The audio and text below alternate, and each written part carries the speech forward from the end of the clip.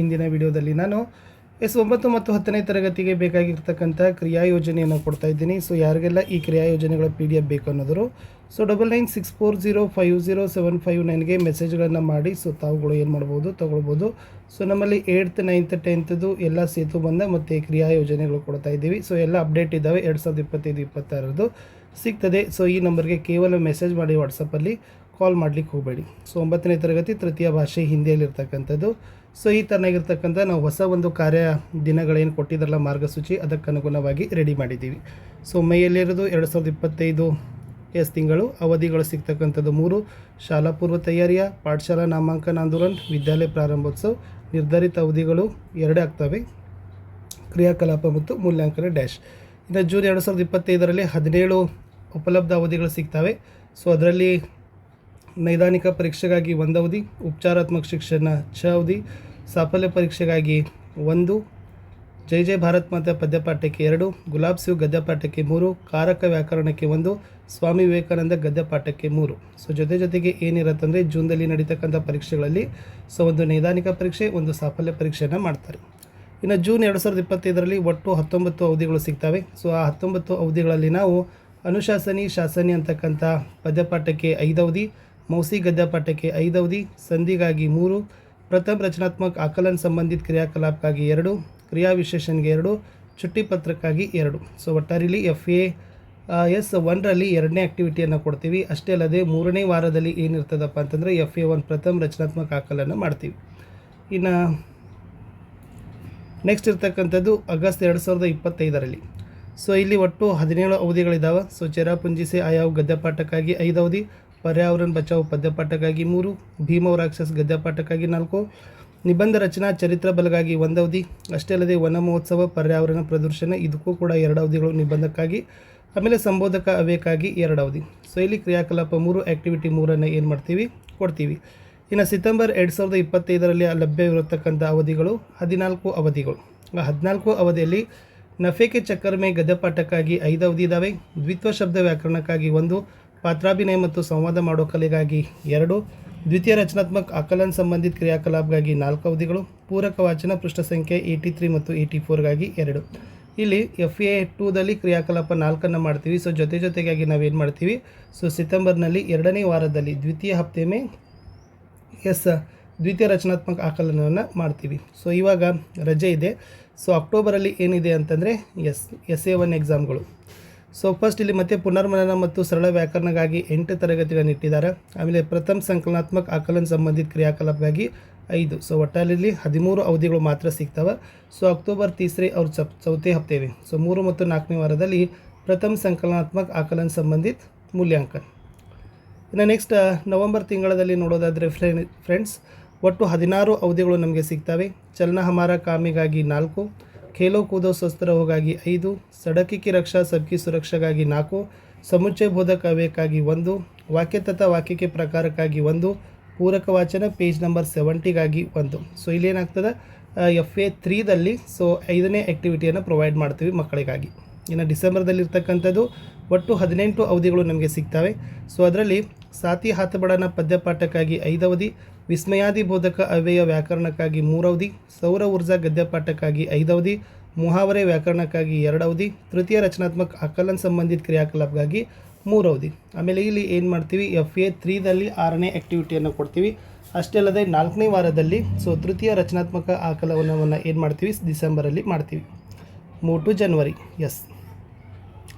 So ಜನವರಿಯಲ್ಲಿ ಏನಿದೆ ಅಂತಂದರೆ ಸೊ ಒಟ್ಟಾರೆಯಾಗಿರ್ತಕ್ಕಂಥ ಲಭ್ಯವಿರುವ ಅವಧಿಗಳು 17 ಇದ್ದಾವೆ. ಓಕೆನಾ. ಸೊ ಇಲ್ಲಿ 17 ಅವಧಿಯಲ್ಲಿ ನಾವು ವೀರಾಂಗನ ಚೆನ್ನಮ್ಮಕ್ಕಾಗಿ 5 ಅವಧಿ, ಪೂರಕ ವಾಚನ ಪೃಷ್ಠ ಸಂಖ್ಯಾ 71ಕ್ಕಾಗಿ 3 ಅವಧಿ, ಪೂರ್ವಾಕ್ಷರಕ ಪೂರ್ವಗ್ರಹಕ್ಕಾಗಿ 5 ಅವಧಿಗಳನ್ನು ಕೊಡ್ತಾ ಇದ್ದೀವಿ. ಆಮೇಲೆ ಕೀಕಿಕಾ ಪ್ರಯೋಗಕ್ಕಾಗಿ 2 ಅವಧಿಗಳಿದ್ದಾವೆ. ಆಮೇಲೆ ಲಿಂಗ ವಚನಕ್ಕಾಗಿ 2 ಅವಧಿಗಳನ್ನು ಇಟ್ಟಿದ್ದಾರೆ. ಸೊ ಇಲ್ಲಿ 7ನೇ ಆ್ಯಕ್ಟಿವಿಟಿಯನ್ನು ಮಾಡ್ತಾರೆ. ಇನ್ನು ಫೆಬ್ರವರಿಯಲ್ಲಿ ಇರ್ತಕ್ಕಂಥದ್ದು ಏನಂದರೆ ಒಟ್ಟು 16 ಅವಧಿಗಳು ನಮಗೆ ಸಿಗ್ತವೆ. ರಹೀಮನ ದೋಹಿಗಾಗಿ 5 ಅವಧಿ, ಪಿತಾಜಿಕೋ ಪತ್ರ ಸೊ 2 ಅವಧಿ, ನಿಬಂಧ ರಚನಾ ಪುಸ್ತಕೋ ಕಾ ಮಹತ್ವ 2 ಅವಧಿ, ಪುನರಾವಲೋಕನಕ್ಕಾಗಿ 5 ಅವಧಿ. ಆಮೇಲೆ FA4ನ ಆ್ಯಕ್ಟಿವಿಟೀಸ್ಗಾಗಿ 2 ಅವಧಿ. ಆಮೇಲೆ ಇಲ್ಲಿ ಏನು ಮಾಡ್ತೀವಿ ಆ್ಯಕ್ಟಿವಿಟಿ 8ಅನ್ನು ಪ್ರೊವೈಡ್ ಮಾಡ್ತೀವಿ. ಸೊ ಅಷ್ಟೇ ಫೆಬ್ರವರಿಯಲ್ಲಿರ್ತಕ್ಕಂಥ 3ನೇ ವಾರದಲ್ಲಿ FA4 ಎಕ್ಸಾಮ್ ಇರ್ತದೆ. ಆಮೇಲೆ ಮಾರ್ಚ್ನಲ್ಲಿ ಲಭ್ಯವಾಗ್ತಕ್ಕಂಥ ಅವಧಿ 18, ಅದರಲ್ಲಿ ಪುನರಾವಲೋಕನ ಕಾರ್ಯಕ್ಕಾಗಿ 12 ಅವಧಿ, ಆಮೇಲೆ SA2ಗಾಗಿ 6 ಅವಧಿಗಳನ್ನು ಮಾಡಿದ್ದೀವಿ. ಸೊ ಒಟ್ಟಾರೆ ಇರ್ತಕ್ಕಂಥದ್ದು SA2 ಎಕ್ಸಾಮ್. ಲಾಸ್ಟ್ 6 ಇರ್ತದೆ, ಅಲ್ಲಿ ದ್ವಿತೀಯ ಸಂಕಲನಾತ್ಮಕ ಮೂಲ್ಯಾಂಕನ ಕಾರ್ಯ ಪರೀಕ್ಷಾ ಪರಿಣಾಮ ತಯಾರಿಗಾಗಿ 6 ಅವಧಿಗಳು ಇದ್ದಾವೆ. ಇದು 9th ಒಂದು ಏನಾಗಿತ್ತಪ್ಪ ಅಂತಂದರೆ ಕ್ರಿಯಾ ಯೋಜನೆ ಇತ್ತು. ಇನ್ನು 10ನೇ ತರಗತಿಗೆ ಸಂಬಂಧಪಟ್ಟಂತೆ ಕ್ರಿಯಾ ಯೋಜನೆಯನ್ನು ನೋಡೋಣ. ಸೊ ಇದು ಕೂಡ 2025-26 ವಾರ್ಷಿಕ ಕ್ರಿಯಾ ಯೋಜನೆ 10 ವಿಷಯ ತೃತೀಯ ಭಾಷೆ ಹಿಂದಿಯಲ್ಲಿ ಮಾಡಿರ್ತಕ್ಕಂಥದ್ದು. ಸೊ ಜೂನ್ 2025ರಲ್ಲಿ ಒಟ್ಟು ನಿರ್ಧಾರಿತ ಅವಧಿಗಳು 3 ಇದ್ದಾವೆ. ಶಾಲಾ ಪೂರ್ವ ತಯಾರಿಯ, ಪಾಠಶಾಲಾ ನಾಮಾಂಕನ ಆಂದೋಲನ, ವಿದ್ಯಾಲಯ ಪ್ರಾರಂಭೋತ್ಸವ ನಿರ್ಧಾರಿತ ಅವಧಿ 3 ಇದ್ದಾವೆ. ಇನ್ನು ಜೂನ್ 2025ರಲ್ಲಿ ಒಟ್ಟು 17 ಅವಧಿಗಳು ಸಿಗ್ತವೆ. ನೈದಾನಿಕ ಪರೀಕ್ಷೆಗಾಗಿ 1 ಅವಧಿ, ಉಪಚಾರಾತ್ಮಕ ಶಿಕ್ಷಣಕ್ಕಾಗಿ 6, ಸಾಫಲ್ಯ ಪರೀಕ್ಷಾ 1, ಮಾತೃಭೂಮಿ 4, ಕಾಶ್ಮೀರಿ ಸೇರ್ 3, ಪ್ರೇರಣಾತ್ಮಕ ಕ್ರಿಯಾ 1, ಪ್ರಶ್ನೆ ಪತ್ರಿಕೆ ರೂಪರೇಖೆಗೆ ಮಕ್ಕಳಿಗಾಗಿ ಪರಿಚಯ ಮಾಡತಕ್ಕಂಥದ್ದು 1. ಸೊ ಇಲ್ಲಿ FA1ಗಾಗಿ ನಾವು ಅದರಲ್ಲಿ ಫಸ್ಟ್ ಆ್ಯಕ್ಟಿವಿಟಿಯನ್ನು ಕೊಡ್ತೀವಿ. ಈ ತಿಂಗಳಲ್ಲಿ ನೈದಾನಿಕ ಪರೀಕ್ಷೆ ಮತ್ತು ಸಾಫಲ್ಯ ಪರೀಕ್ಷೆಯನ್ನು ಮಾಡ್ತೀವಿ. ಸೊ ಜುಲೈ 2025ರಲ್ಲಿ ಲಭ್ಯವಾಗ್ತಕ್ಕಂಥ ಅವಧಿಗಳು 19. ಗಿಲ್ಲು ಗದ್ಯಪಾಠಕ್ಕಾಗಿ 4 ಅವಧಿ, ಪತ್ರ ರಚನಾ 2 ಅವಧಿ, ಅಭಿನವ ಮನುಷ್ಯ 3, ಮೇರಾ ಬಚ್ಪನ್ ಗದ್ಯಪಾಠಕ್ಕಾಗಿ 4, ಪ್ರಥಮ ರಚನಾತ್ಮಕ ಆಕಲನ ಸಂಬಂಧಿತ ಕ್ರಿಯಾಕಲಾಪಕ್ಕಾಗಿ 2 ಅವಧಿ, ಸಂಧಿಗಾಗಿ 2, ಶನಿ ಸಬ್ಸೆ ಸುಂದರ ಗ್ರಹ ಪೂರಕ ವಾಚನಕ್ಕಾಗಿ 2 ಅವಧಿ. ಇಲ್ಲಿ FA1ರಲ್ಲಿ 2ನೇ ಆ್ಯಕ್ಟಿವಿಟಿಯನ್ನು ಕೊಡ್ತೀವಿ. ಸೊ ಜೊತೆಗೆ ಜುಲೈನಲ್ಲಿ 3ನೇ ವಾರದಲ್ಲಿ ನಾವೇನು ಮಾಡ್ತೀವಿ, ಫಸ್ಟ್ FA ಎಕ್ಸಾಮನ್ನು ಅಸೆಸ್ ಮಾಡ್ತೀವಿ. ಇನ್ನು ನೋಡೋಣ ಆಗಸ್ಟ್ 2025ರಲ್ಲಿ.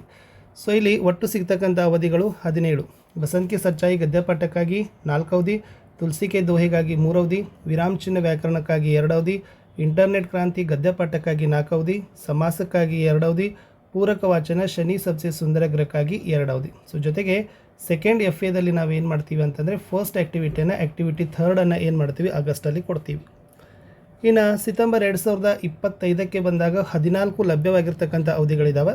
ಇಮಾನ್ದಾರೋಕೆ ಸಮ್ಮೇಳನ ಮೇ ಗದ್ಯಪಾಠಕ್ಕಾಗಿ 5 ಅವಧಿ, ದ್ವಿತೀಯ ರಚನಾ ಆಕಲನ ಸಂಬಂಧಿತ ಕ್ರಿಯಾಕಲಾಪಕ್ಕಾಗಿ 3 ಅವಧಿ, निबंध रचना मेरे प्रिय राष्ट्रनेता जनसंख्या की समस्या नारी तुम केवल श्रद्धा हो 3 ಅವಧಿ. ಇನ್ನು ಪೂರಕ ವಾಚನ ನಾಗರಿಕೆ ಕರ್ತವ್ಯಕ್ಕಾಗಿ 3 ಅವಧಿ. ಸೊ ಇಲ್ಲಿ 4ನೇದು ಆ್ಯಕ್ಟಿವಿಟಿ ಕೊಡ್ತೀವಿ FA2ಕ್ಕೆ ಸಂಬಂಧಪಟ್ಟಂತೆ. ಸೊ ಸೆಪ್ಟೆಂಬರ್ನ 2ನೇ ವಾರದಲ್ಲಿ ಏನಾಗ್ತದಪ್ಪ ಅಂದರೆ FA2 ಎಕ್ಸಾಮನ್ನು ನಾವೇನು ಮಾಡ್ತೀವಿ, ಕಂಡಕ್ಟ್ ಮಾಡ್ತೀವಿ. ಇನ್ನು ನೆಕ್ಸ್ಟ್ ನೋಡೋಣ ಅಕ್ಟೋಬರ್ 2025ಕ್ಕೆ ಸಂಬಂಧಪಟ್ಟಂತೆ. ಇಲ್ಲಿ ಲಭ್ಯವಾಗಿರ್ತಕ್ಕಂಥ ಅವಧಿಗಳು 13 ಇದ್ದಾವೆ. ಸೊ ಇದರಲ್ಲಿ ಫಸ್ಟ್ SA1 ಎಕ್ಸಾಮ್ಗಾಗಿಯೇ 5 ಅವಧಿ ಇದ್ದಾವೆ, ಮತ್ತು ಪುನರ್ಮನನ ಮತ್ತು ಕಾಲ ಅಂತಕ್ಕಂಥ ವ್ಯಾಕರಣಕ್ಕಾಗಿ 8 ತರಗತಿಗಳಿದ್ದಾವೆ. ಸೊ ಟೋಟಲಿ ಇಲ್ಲಿರ್ತಕ್ಕಂಥ 3ನೇ ವಾರದಲ್ಲಿ ಪ್ರಥಮ ಸಂಕಲನಾತ್ಮಕ ಆಕಲನವನ್ನು ಅಕ್ಟೋಬರಲ್ಲಿ ಮಾಡ್ತಾರೆ. ನೆಕ್ಸ್ಟ್ ನೋಡೋಣ ನವಂಬರ್ನಲ್ಲಿ. ಸೊ ಲಭ್ಯವಾಗುವ ಅವಧಿಗಳು 16 ಇದ್ದಾವೆ. ದುನಿಯಾ ಮೇ ಪಹಲಾ ಮಕಾನ್ ಗದ್ಯಪಾಠಕ್ಕಾಗಿ 5 ಅವಧಿ, ಸಮಯ ಕಿ ಪಹಚಾನ್ ಪದ್ಯಪಾಠಕ್ಕಾಗಿ 4 ಅವಧಿ, ಕಹಾವತೆ ಮತ್ತು ಏಕಲ್ ಶಬ್ದಕ್ಕಾಗಿ 2 ಅವಧಿ, ರೋಬೋಟ್ ಗದ್ಯಪಾಠಕ್ಕಾಗಿ 5 ಅವಧಿ. ಸೊ ಇಲ್ಲಿ 3ನೇ FAನಲ್ಲಿರ್ತಕ್ಕಂಥ ಆ್ಯಕ್ಟಿವಿಟಿ 5ಅನ್ನು ನಾವೇನು ಮಾಡ್ತೀವಿ, ನವಂಬರಲ್ಲಿ ಪ್ರೊವೈಡನ್ನು ಮಾಡ್ತೀವಿ. ಇನ್ನು ನೋಡೋಣ ಡಿಸೆಂಬರ್ 2025ರಲ್ಲಿ ಲಭ್ಯವಾಗುವ ಅವಧಿಗಳು 18. ಮಹಿಳಾ ಕಿ ಸಾಹಸಗಾತಾಗಿ 5 ಅವಧಿ, ಸೂರ್ ಶಾಮ್ಗಾಗಿ 4 ಅವಧಿ, ಕರ್ನಾಟಕ ಸಂಪದ ಗದ್ಯಪಾಠಕ್ಕೆ 4 ಅವಧಿ, ಕೋಶಿಶ್ ಕರ್ನೆ ವಾಲೋಂ ಕಿ ಕಭಿ ಹಾರ ನಹಿ ಹೋತಿಗೆ 3 ಅವಧಿ.